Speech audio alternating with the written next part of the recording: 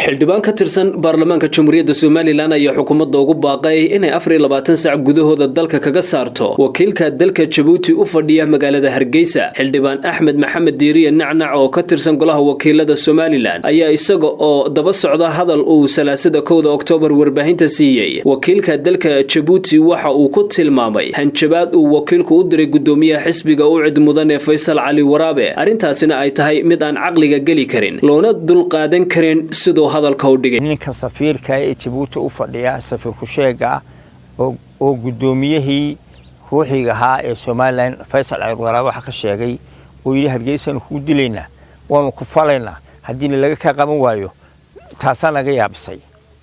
waxaan leenahay Djibouti annagu Faysal waxa uu sheegay waan la soconaa waa runtii Djibouti waa cadowgeega koobaad. wakiilka dalka Djibouti u fadhiya Soomaaliland ayaa ka jawaabay hadal uu gudoomiyaha xisbiga u cid horay ugu sheegay in uu dalka Djibouti yahay cadowga Soomaaliland, laakiin xildhibaan Nacnac ayaa isaguna mar kale ku celiyay hadalka gudoomiyaha u cid oo uu sheegay in uu ku raacsan yahay. xildhibaanka ayaa sidoo kalena xukuumadda Soomaaliland ku eedeeyay in ay la safan tahay wakiilka dalka Djibouti, isagoo arrintaasi cadeynteedana ku sheegay in hadalka wakiilku uu ku naqdiyay gudoomiyaha xisbi qaran in laga sii daayay warbaahinta arrintaas oo xildhibaanku sheegay in ay tahay nasiib darro.